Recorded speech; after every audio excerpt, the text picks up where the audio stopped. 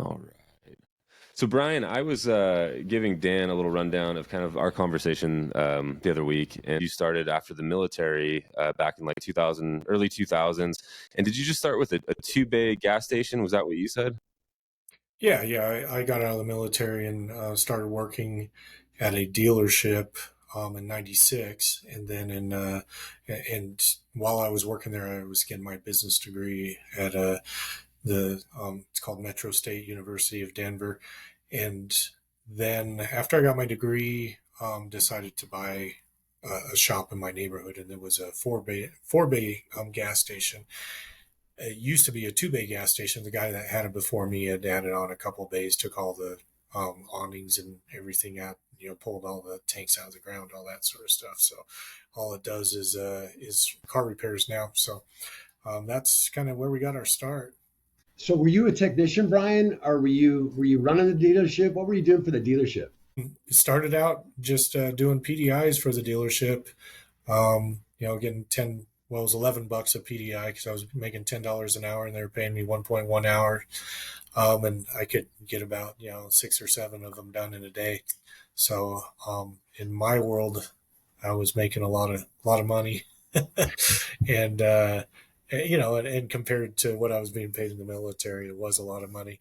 So that's where I started off. And as I was working there, I had a mechanical background, taken some classes while I was in Germany in the military, had taken the ASE test, so had passed a couple of the ASE tests, and had always worked on cars. Back when I was in junior high, they still were doing small engine, classes and drafting electronics, metalworking.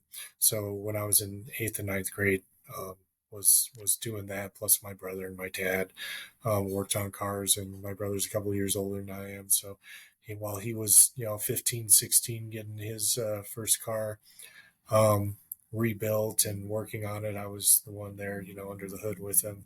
He had a '69 Firebird was his first car, and then when I got my first vehicle, it was a truck, so Ford truck. So just started working on it, and so I had, just superficial kind of DIY sort of knowledge.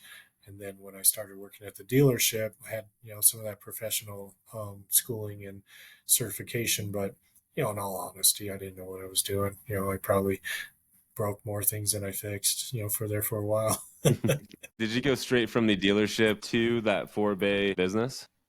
Yeah. Worked as a PDI guy for a little while, and then slowly worked my way into being the shop foreman at the dealership after about 6 years, and stayed at the dealership for 9 years. So ran the shop for 3 years, and was looking for an opportunity to really the fixed op director had passed away, and he and I were pretty good friends. He'd taken me under his wing and kind of helped me through my growing and coming from just being the lowest guy on the totem pole to just mentoring me and whatnot. So when he passed away, I just really didn't have the same passion for being at the dealership that I had before. So always wanted to move into the management side. And when I had the opportunity to buy the shop in my area, and given that my good friend had passed away and didn't really want to see myself working there for the long run, just decided to strike out on my own and make a run at it. How did you feel when you first opened up that shop on your own? Well, we took a shop over from somebody that had been running it, um, and it was a nightmare, honestly. I mean, just every bad thing you could think of. He kind of shysted me a little bit on the deal, which I was okay with. I mean, just stuff like, hey, we haven't collected this job yet, so when you take this over next week, then you can collect all the money on this. Well, he didn't tell me that he'd taken a 75% deposit on it.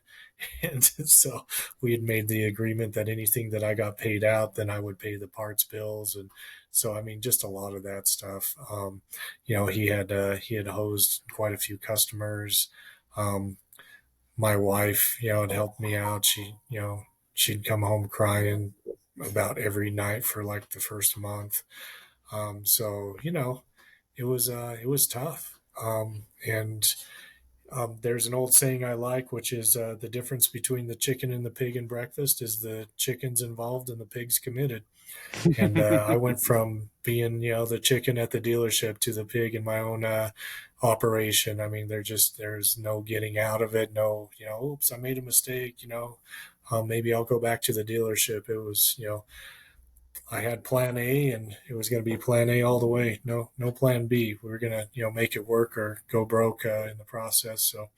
So we got it turned around, learned real quick, how to change the signage and, talk to customers and make friends with customers. And, so it was a 4 bay shop, which I felt was big enough to be able to grow out of, meaning that I could hire a manager to run it and still make a profit, but not so big that it would, run me into the ground if I made a few mistakes. It was a little more forgiving when your mortgage isn't huge. I think we had a $4,000 a month mortgage, and the customers, we had a fair amount of customers. I mean, he'd run a lot of them off, but customers are pretty forgiving if they know that you're somebody new and you're doing a good job and word gets it around. So that was the first experience we had, and we got that up and running and got a good reputation there, and kind of just expanded from there. What kind of locations would you look for, or did it matter? I think first of all, I'd rather buy a shop that's and pay more for the shop that's functional. Mhm. The least fun I've ever had, and I've done it quite a few times, is opening a shop from the ground zero. It just, Mhm. I know a lot of people that are really good at it. I'm just not one of them. That's a So tough job. it just seems, it is, it's tough to, I mean, you're trying to hire the right people, and then, it's tough to hire the right people to get the right customers, and it's hard to get the right customers if you don't have the right people. And so it's kind of a double-edged sword, but the, you know, getting in and paying good money for a shop that's running very well, I think is worth every penny. I mean, because somebody else has done all the tough work. Now we've taken over shops that have been hugely successful that are not making any money, but we always look at, okay, what's the infrastructure, what are they lacking, and if they're just lacking leadership, then I think it's a great opportunity. If it's um, a shop is ran very poorly and they don't have the right people and they don't have the right technicians, the reputation is awful. I mean, all those sorts of things. I would just rather find some place that I don't have to turn around, because there's so much effort in doing that. And Mhm. people look at the cost, right? Like, well, I can buy this shop that's maybe a turnaround shop for a couple 100,000, or I'd have to pay 800, 900, $1 million for the shop that's running really well. But the real cost is the opportunity cost, because now you're bogged down in this quicksand of just trying to get this shop going, and all the time that you spend doing that is time that you could have been doing something else. And that something else means finding another shop and getting that going and working on all the behind the scenes stuff that it really takes to continually grow, multi-shop operations. So even if I was a single shop owner, or didn't own a shop and I just was looking to buy one, um, I think that it's better to buy a shop that's running already. Mhm. However, the reality is that most people don't have the kind of money that it takes to buy a shop that's running well. And that's the biggest. So when you start looking at the investment opportunity, the biggest um, power that we have as technicians, or people that know how to run a business, is the power to go in there and add that value right off the bat, right? So you can take a $50,000 down payment on a place that you're going to lease, buy the equipment, get a loan, all that sort of stuff, and leverage that $50,000. If it's a 20% down payment, then you're somewhere around, maybe a $300,000 or $400,000 loan, which would be enough to buy the equipment. Maybe get the guy to carry, if the shop's up and running, get the guy to carry it for you. If you're starting up a new shop, then you're just buying the equipment and, got a little bit of cash flow as a cushion. But when you start looking at the power of turning $50,000 into a perpetual income stream of, if you're doing $1 million a year, then that's $200,000 a year after you've paid yourself, right? So now that $50,000 is generating $200,000 a year, and that's at $1 million a year in revenue.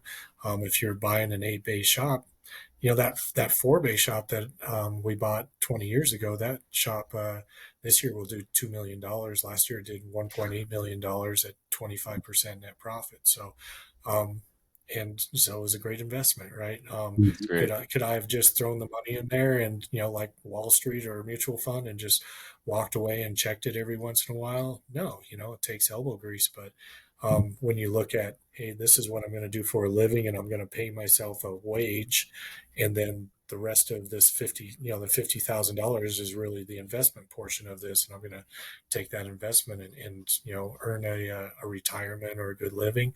Then to me, it's a huge opportunity, and that's something Wade, you and I talked about last week, was just that opportunity of this investment opportunity of buying stores and look service advisors, managers, that sort of thing, and saying, okay, I'm going to take that skill and I'm going to invest it. And really what you're investing is your time.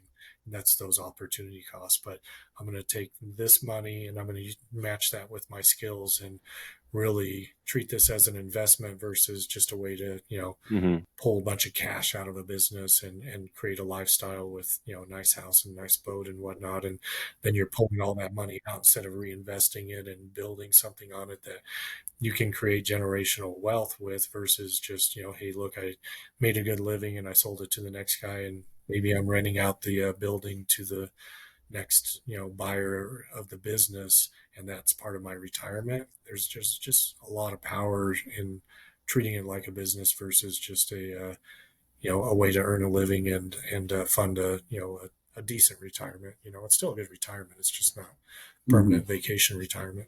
Right. And are these things, Brian, that did this all make sense to you when you were working at that dealership, even in the military? Were these things that you already thought of, or were these all things that you learned when you opened up your first location? I would say I didn't know any of that stuff when I first started. A lot of the people that I've gotten to know through even this group and a lot of the people that we work with, there were technicians in similar stories. They worked at a dealership, and then their wife let them open up a shop in their backyard or down the street, and this thing might have 2 or 4 bays in it. A lot of these guys run it themselves. But even more so, how did you know when you had that that 4 bay shop? How long did you have that before you opened your next location? And when did you know that you were ready to do that? I didn't look at it as an investment until I started realizing that the purpose of buying a business is to or I would say the goal of buying a business is to someday sell that business. Everybody exits their business. It's either vertically or horizontally, right? So, my goal is and was to exit vertically, and so everything that you look at in the business, you say, okay, if I did this, would I get more money? When I exit, will I get more money? If I have this, so you're looking at the brand, the people, the revenue, all of those, functions of the business. The more you put into that and invest in that, then on the payday, and that's what I was looking at initially, was okay, when I retire, I'm going to have more. I'll be able to sell it for more money if I invest in it than if I just, just draw the money out of it. And we've all seen those shops where you walk in and you're just like, oh my gosh, this is like, not only does it look like 70s interior design, but it was bad 70s design back in the 70s, right? So that's what I looked at. And as I continued that mindset, then I kept learning and growing, and then I started understanding the investment side of running the business, even though I had a business degree. And that's one of the things that I think people I hear every once in a while is that they've got maybe a headwind that they're going into because they didn't get a chance to get a college degree. But most of the stuff that I learned was, I mean, I learned accounting and some basic business like management fundamentals, but most of the leadership and everything else that I really utilized to grow my business to where it is, and I continue to utilize. I just learned through reading books and talking to other people and being in the right circles and seeking out advice from people that were experts in the area that I was looking for.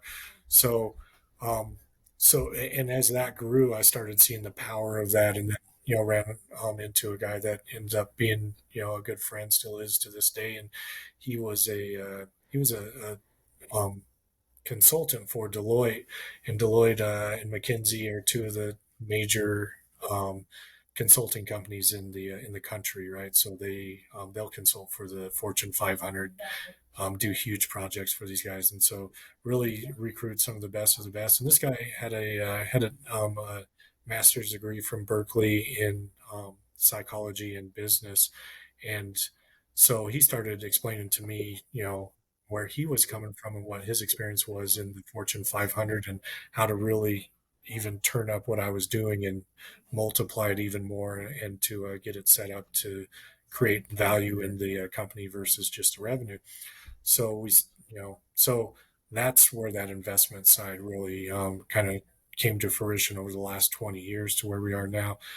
As far as opening my second store, um, it really boiled down to a couple of things. One is I remember thinking, well, I can either continue to run this business at the highest level possible. You're talking about a four bay shop. It's 2,600 square feet. I mean, it's really not a huge operation at all. Um, and I can do that and be very comfortable and just maximize the revenue that I'm getting out of this.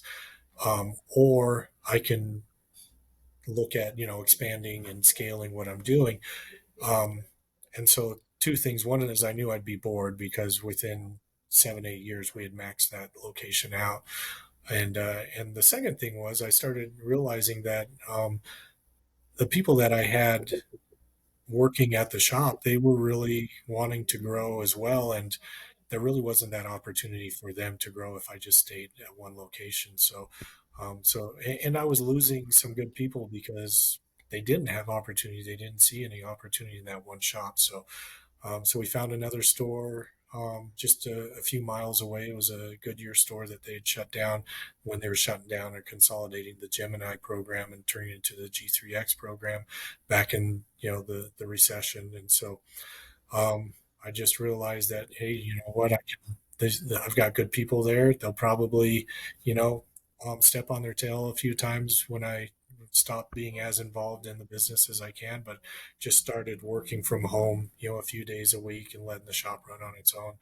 And we bought that other store, and then I worked there full time and had a manager at my first store part time or full time, and spent a lot of, it's only a few miles away. So I don't, I got a lot of admiration for somebody that can buy a shop, 40 miles away from themselves and then buy another shop 80 miles the other way and still figure out how to manage it. Cause I'm a hands-on guy. I got to get in there. I got to feel it. I got to talk to people. I got to, be in the trenches with them to really, get things up and running. And that's got to be, you know, to me, it's like 12 hours a day. I can't do it, just by passing through and it kind of goes back to the whole thing I said about hiring good people and trying to get good people in a shop that's struggling. That's probably a weakness of mine is just the first three shops I bought were within 5 miles of my house. So I could, get to any of them within 10 minutes drive.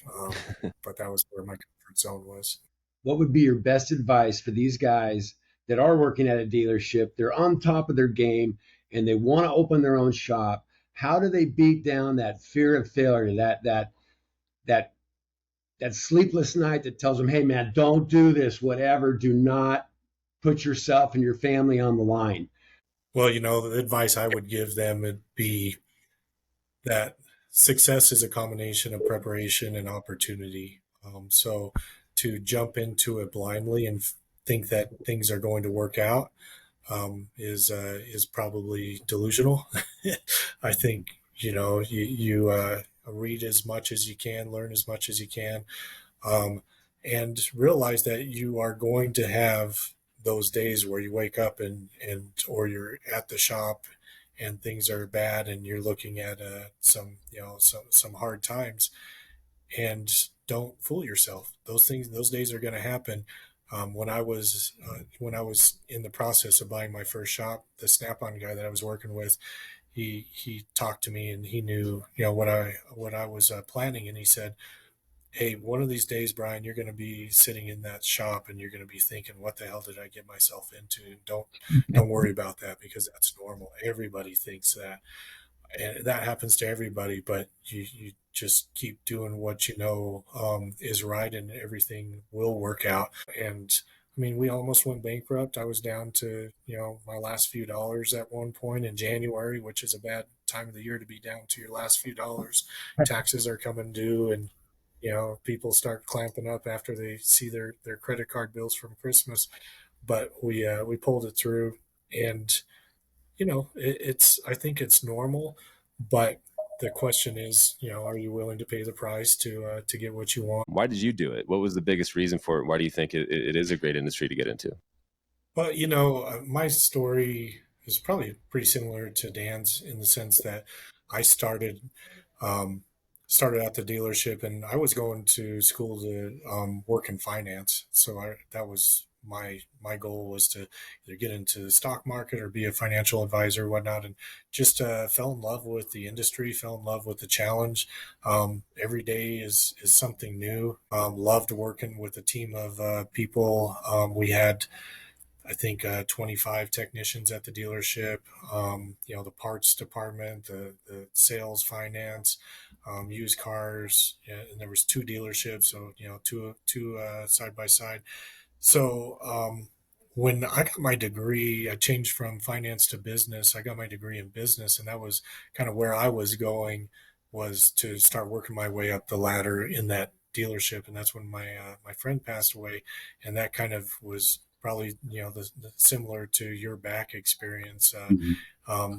Dan, in the sense that it was unexpected because my vision for where my career was going had a definite path, and when I when that happened, I realized that, hey, there's a lemon in front of me, and I've got to figure out how to make that make something positive out of a negative.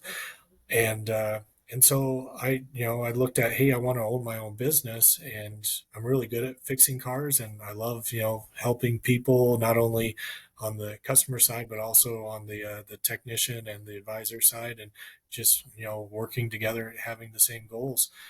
So there's a lot of components. I tell people that we're in the people, like our team. I tell them we're in the people business. We just happen to fix their cars, right? But and at the end of the day, we're here to serve them, and we're here to serve not only customers but the team members, the community, the vendors. And this business to me is like this body, right? So if you do healthy things and practice healthy things with your body, you can climb Mount Everest if you want to. If you're doing things that are unhealthy, it's going to be very difficult to get out of bed. So I look at the same thing on the business. Is my job is to make sure that we're practicing very healthy business practices, because in the end, this is what we all are using to achieve our goals. So it's not my business, it's not anybody's business, it's a vehicle. And I happen to be at the steering wheel sometimes. Other times somebody else is at the steering wheel. You take the wheel because I got to take a break, or this is your lane, go with it. But in the end, if we're keeping the tire pressure up and all those analogies that you can use to keeping a solid healthy vehicle, or making improvements, putting a supercharger on it, upgrading suspension, all those sorts of things, that thing's going to get us where we're going, where we want to go, faster, and we're going to be able to get where we want to go. And that's a huge, to me, a huge obligation to everybody on the team, is to make sure that the things that we know are best practices, that that those things are happening. Now when we're talking about a young person getting into this profession, there's a few things. One is, in my mind, you never lose. You either win or you learn, right? So if something happens and you don't come out on top, you've learned a great lesson, um, more than likely, right? And you don't want to learn that lesson, driving a Ferrari at 200 miles an hour and make a mistake. So you want to be prepared and prepare yourself, train yourself, learn things, learn from others' mistakes, learn, get seek wise counsel from other people, and just make sure that you've got a good handle on the next step that you're going to take. And I always listen to the business part of when I was a technician. Always just learned, not only because I was going to school, but also just because I was fascinated with it. And one of the things that fascinated me about the business side of things, it wasn't the accounting or the spreadsheets or the repair order audit process. None of that. Like, that's not the reason why we get into business, or at least not the reason I got into business. I got into it because I was fascinated with just the dynamics of the people side of things. And the guy that I was good friends with at the dealership and that mentored me, he was just this amazing guy that he knew more about how somebody was going to react, or what they were going to do, how they were going to respond, if they were going to be motivated or not motivated, all those kind of just human instincts that he had about people. He knew more about people than they did about their own selves. And so I really started studying just personalities and behaviors and whatnot, got into the disc analysis, Myers-Briggs, all of that, so that I could learn, how do people think, what motivates them, why does one person do something and another person do something else. And then I started really studying that emotional intelligence, and really understanding that, hey, there's a way to um, bring people, and to the whole idea of emotional intelligence, for anybody that hasn't really looked at it from a high level view, is that people are emotional beings. When they get stimulated by something, it passes through their emotional filter before it hits their logic filter. So an example of that is, you're driving down the road and somebody's weaving in and out of traffic. Emotionally, my first thought is, what a jerk. He's inconsiderate, and he's putting everybody else's safety at risk, so that he can get ahead of the crowd, that sort of thing. um, on the other side, that person could be going, so the logical side of me, after I think that, the logical side of, that person could be going through an emergency, somebody's in the hospital, they're trying to get there, that they're having a really bad day. And boy, I'm glad I'm not in that situation, right? Because I have been in that situation where it's like, gosh, I know everybody's thinking I'm a jerk right now, but I've got an emergency I got to get to. And that's, where you look at this and you say, okay, that's how we perceive things. So when you understand your emotions, but then you can look at it and get into the logical mindset, then you can really work through a situation logically, which is much better than working through it emotionally. And then the idea is that you understand your emotions, you can read other people's emotions, you understand where their goal is, and how your goal can align, does align or doesn't align. Hopefully it does. But if you create the same goal and you align your goals, and you know that you're both trying to reach those goals, you understand their emotions, you can work through they're trying to reach, as well as yourself. That's emotional intelligence. And the interesting thing about emotional intelligence is, when you're in say a technician, right, or a service advisor, when you're in a rank and file position, your emotional intelligence dictates 60% of your success in that position. So if you're a technician, if you're not emotionally intelligent, meaning you're a prima donna and you like to yell and get upset, you can't control your emotions and understand that there's a goal to be had, and align that with the goal of other people around you, and rally people to to fix the problem, address the issues. then you're probably not going to be very successful. But somebody that can do that is hugely successful in that position. And 40% of their success depends on their technical ability. When you get into leadership, 90% of your success is dependent on your emotional intelligence, and 10% is dependent on your technical ability.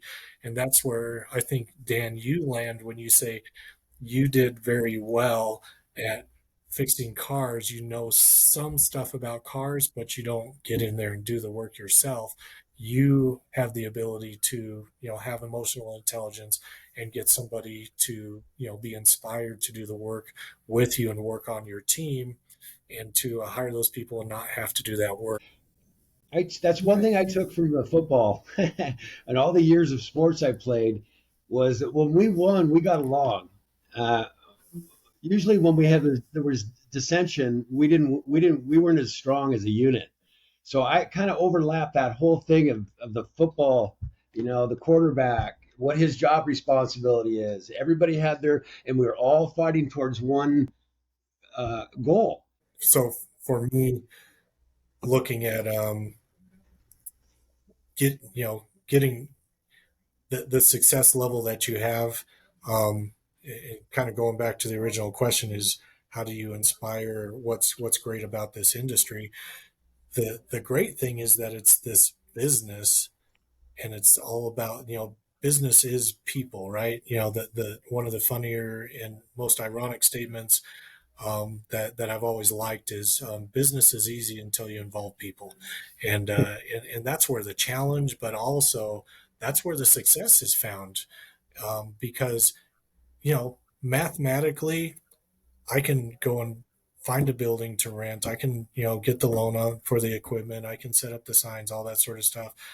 Frankly, that's easy. I mean, it's just a math equation, Mm-hmm. and just a matter of, just figuring out the financial, the banking system. But once you start involving customers and vendors and team members, um, We then that's where it becomes, very challenging. But if you do that very well, then there's a lot of opportunity. Now, if you were talking to somebody, and you said, "Hey, look, what's a great industry to get into?" I think the thing about this industry that's fantastic is, most of the tactical stuff, I'm sorry, the technical stuff that needs to be done is very basic blocking and tackling, right? The customers want to have, a great experience. That experience is not dependent on having Starbucks and marble floors and, Tesla loaner vehicles. I mean, all this crazy outrageous stuff. That experience is generally like, hey, I would like somebody to be happy that I'm coming to work with them, to, do a good job and listen to me, to do what they say they're going to do, to make up for anything that, went wrong, and to be able to fix my car and treat me right at the cash register. That isn't magic. I mean, it's not a huge formula. So that part is very easy to learn, in my opinion. And then you start looking at, what's your competition? Your competition is not Harvard graduates. They're not Ivy Leaguers. Your competition is generally people um, that don't have a ton of business training, and that kind of struggle in, areas of how do I be successful? And they're not successful. If they're not successful, it's because they're not doing the blocking and tackling, right? The other thing that I love about this industry is that, what we're doing right now is, 90% of the solid, really successful business owners out there are super happy to share their experience. And it's all about high tide raises all ships. And if I can help other people understand how I was successful, and if they can take what I've learned and my wisdom and experiences and mistakes and use that to elevate the business that they're running, then it not only helps people, right? So there's a goal in my mind of having an impact and a significance and a legacy of that. I left the industry better than I found it, but also, it helps my team because I'm here to serve my team. If I have people down the road that are doing, Neanderthal knuckle dragging tactics and running other businesses into the ground and trying to make themselves look, great because, they've talked bad about somebody else, then that's a tough headwind. It doesn't do anybody any good. It doesn't serve the customer. It doesn't serve their team members. It's a terrible way to run a business. But if we can um, all come together and say, hey, look, there's a better way to run your business. And if somebody that thinks that's the right way to do it, all of a sudden understands that, hey, look, this is a better way to do it and it serves everybody, or that person just goes out of business because everybody around him does, a better job and he ends up being the person that struggles to pay the bills, then that elevates the industry. And I love, frankly, I'm not very good at coming up with original ideas. So I've learned almost everything that we do at our company through other people that have helped me through some sort of struggle or some challenge that I've had. And you don't find that in a ton of business industries, No, vertical that's true. industries. Yeah, And you must have some solid people around you, Brian, because just in the last, 3 years, you've opened another 9 locations. Is that right? Or you guys have bought 9 other locations? Is that Yeah, correct? yeah. We like And to say that it took us 20 years to become an overnight sensation. But the, well, I yeah, say that that because you're also telling me that you're part of a bigger collective. We were talking with Jimmy Lee last year, who's a part of the Institute and a coaching company. And he said the same thing, being part of a collective in this industry and surrounding yourself. And when I meet a guy in this industry who's in your guys' position, who owns a shop, who's miserable, it's because he doesn't have anybody around him like you guys that he can just go to. On the other hand, I met a guy here in Nashville. His one location does over $6 million a year.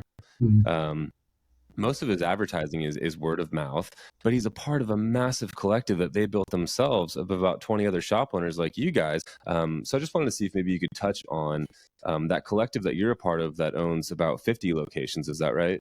And just kind of how you got started with yeah, yeah. No, I think there's a couple of good words of wisdom that I always think about when it comes to the power of other people in your life, right?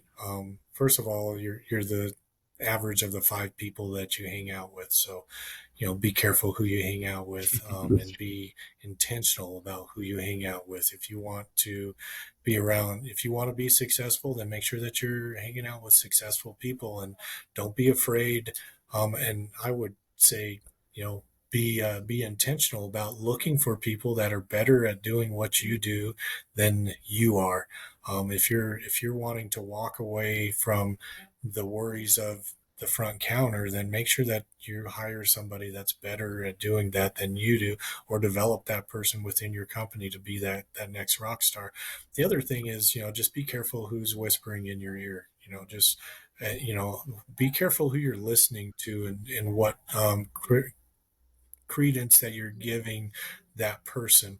Um, and then there is a book by Dr. Henry Cloud. It's called The Power of the Other, and I think he really does a good job at explaining that really in depth of the power that we have in other people's lives, but also the power that other people have in our lives.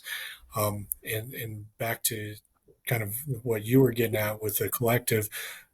Back in 2009, I joined the Arlo Connor Bottom Line Impact Group, and back then I thought I was really just killing it. And I found out that our KPIs were mediocre compared to the people in this group. That our revenue was so, and that our net profit percentage wasn't anywhere near what our potential was. But my mind was, hey, look, if I could make $50,000 a year plus pay myself a $60,000 paycheck, then I was successful. And so I remember John Waffler was the coach, and he was telling me about some of the numbers that these other shops that were comparable to mine were producing, and I thought, holy cow, man, I want to learn what those guys are doing. And so I just drank it straight from the fire hydrant. And within a few years, I was doing those same numbers. And then we started. One of the guys in the group that I was really good friends with, he bought a second store, and I bought another one, about the same time, and so we were able to kind of commiserate in some respect, but also help each other, with some of the challenges and share our successes. And that whole group was a 20 group, so there's on average about 15 shop owners in that group, but whatever happened in that group, we kind of became this group of multiple shop owners. And so the other four business owners that are in our collective, and it's called Straightaway. It's an investment collective, but we all met in the Bottom Line Impact Group, and so now we uh, we work with each other, and we're all partners. And so that kind of lateral support, peer group sort of mentality ended up being a business partnership. And Dan, you talked about the football analogies, and one of the biggest acronyms that I love is team stands for together everybody achieves more, right? So when we looked at the investment part of the of our businesses, we realized that a large part of the value of each individual store was the value of everything as a collective. And the bigger that value, then the more investment companies would value your business, which is a big part of what we're doing, is to say, hey, look, we need an investment sponsor to sponsor our growth. And it's a long story how that happens, but basically, if we all get together and pool all of our companies, then the power of that becomes better for the investors. And the investment is about basically having shares, and then private, kind of a private stock valuation versus going public, but it's a private one. So at any rate, we realized that, hey, look, we could come together, and that those shares would be worth more than if we did it individually. And so now um, we come together every quarter. We all sit on the board. We all own um, a piece of the bigger part of the company. So of all 50 stores, I own a percentage of them, and so does everybody else in that collective, including the investor. We hired John Waffler, so he's our coach now. So he went from being our coach in the 20 groups to now he's coaching all of our managers, and keeping his influence with us. Um, and it does boil down to um, looking to other people. The Institute, Cecil and Kent, and all their coaches are amazing. And as a matter of fact, the gentleman that I had mentioned worked at Deloitte, and helped me with bringing our investment or our company into the next level. His name is Michael Smith, and he's actually partnered up with Kent and Cecil, and so he's running the multi-shop groups that Michael Smith and me and a couple of the other guys started in 2020 when nobody was meeting. We all wanted to get together and still meet and share. So there was a hotel just a block away from my office that um, they basically ignored a lot of the quarantine protocol, and they said, "Heck, you can run meetings in our conference room all you want." And so no other hotels were letting anybody get together. And so I said, "Hey, I don't want to say this too loud because I don't want anybody else to find out about it, but this hotel is willing to hold meetings, to allow us to hold meetings." So we started holding meetings in early 2021 when most of hotels were still shut down. Michael Smith is now working with them because there's a lot of other multi-shop owners that they go from that single store, and they're very successful there, and maybe they get one or two stores, but then that 20 group process kind of runs its course, and they have a difficult time trying to figure out what value do I get out of a business group that's doing just one store, sort of a one store model, but I don't really know how to get into that multi-store model. So they've done a really good job at kind of giving those store owners a pathway to go from I'm a single store owner and I'm struggling to now I'm very successful. at that single store and I want to own multiple stores, and now I can move into a group of multiple store owners and really, pull on their knowledge. And that's a natural path, that I believe is that people go from survival success to significance, right? So the beauty of the multi-shop model is it allows you to have significance, to create significance and opportunity for the people that are working at your store. Because frankly, your friend in Nashville, he's running $6 million location. You can be very successful and financially successful running a single shop location. Um, but you've got to have that facility, and if you don't, then you've got to open multiple facilities. But really, it depends on what your appetite is to serve the people that are in your company, to give them opportunities so they can achieve their goals and get to their highest potential. So at any rate, that's kind of That's my awesome. thoughts there. Yeah, I guess the last question I would ask is, because of the end of the spectrum that you're on of this transaction, what would you tell a guy who's on his way out of the industry? We talked a little bit the other week. You said, in this industry, towards the end of it, you have guys that are dying to get out and opportunists. I know we touched on that today. But what would you tell a guy who is looking at his store? He's made no updates. He has no drive. And but he still wants to get the best out of his store. What does he do before a guy like you walks in to get that place ready to sell? Yeah, the biggest thing I look for is the team. Like, who do you have there? And if you have people that are very capable, I think that solves the majority of the problem that or of the questions that are going to come up during that conversation about how much you're going to want for your business. Um, there's kind of a benchmark of, hey, this is what a business value is, and then the soft factors either move the needle this way or that way. And most of the soft factors revolve around the people that are in the business. If you've got a lot of dysfunction, then it's going to probably cause somebody not to get real excited about um, taking over that business and paying money for it. If you've got a very functional group, even if it's struggling a little bit, somebody can see some potential in there. So I think the other part of that, if somebody is looking to get out because they've just lost that passion, um, I think that they owe it to themselves and everybody else to find out where their true calling is in life.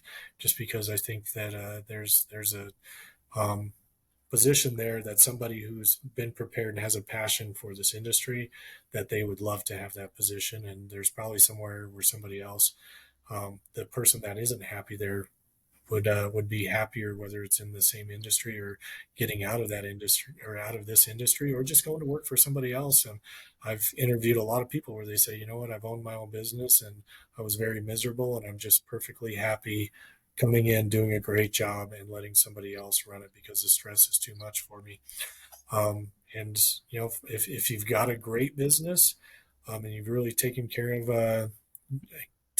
of your customers and your team members, my suggestion is to make sure that you find somebody that's going to honor your legacy. You don't want to just hand over that legacy to somebody. You don't want to be the person who is thought of by the people that worked so hard to make you successful as the person who took a big paycheck, dropped the keys on the front counter, and walked away and said, "Hey, I got what I was looking for. I'm successful. You guys need to figure it out for yourselves." And a lot of baby boomers that are looking to get out of this industry, that have built a really good industry, that's very important to them, that they know that you're not going to go in there and rip the name off the building and completely change everything, and make their team members miserable. They want to know that you're going to honor what they've built and to continue on. They realize that, hey, look, it's not going to be the same, but it's important that you're going to take care of their customers and their team members, and hopefully even give them more opportunity than they were able to give their team members themselves. Because of that wall that you run into when you only own one shop and there's only a limited amount of positions. Brian, thank you so much for coming on and sharing some of your wisdom with Shop Rockers. I'm going to go ahead and just stop this and make sure it uploads before we all leave.